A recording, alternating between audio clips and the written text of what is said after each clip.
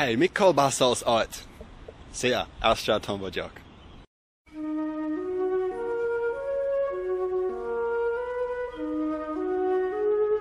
Na, néhány ember azt kérdezte, hogy melyik városban lakom.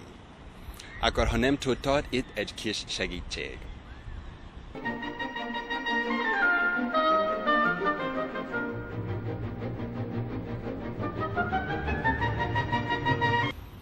Igen, Hódmezővásárhelyen lakom.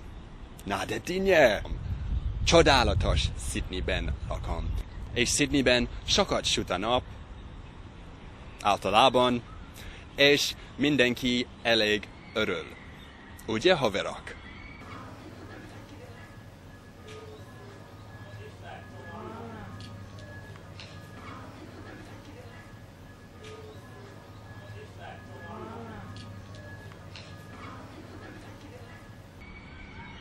Ugye? Csapjunk bele. Ha meg akarsz győzni egy angolt valamiről, most megosztom veletek a legfontosabb angol mondást.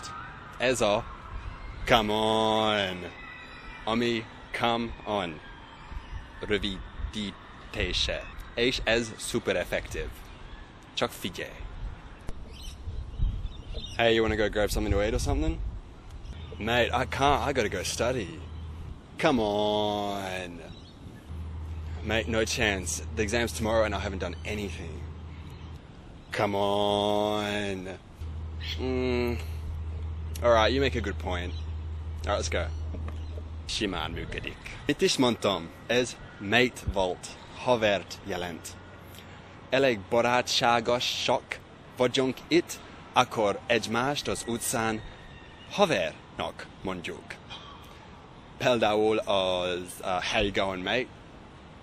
Ez is mondom minden nap a barátaimnak, a büfés néninek, az orvosnak, a jegy ellenőrnek.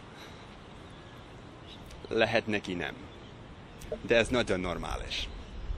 De ami nagyon vicces volt, ez volt, amikor találkoztam egy magyarról, akit Máténak hívnak. Akkor gyakorolj még, és hamarosan tudunk beszélgetni az én anyanyelvemen.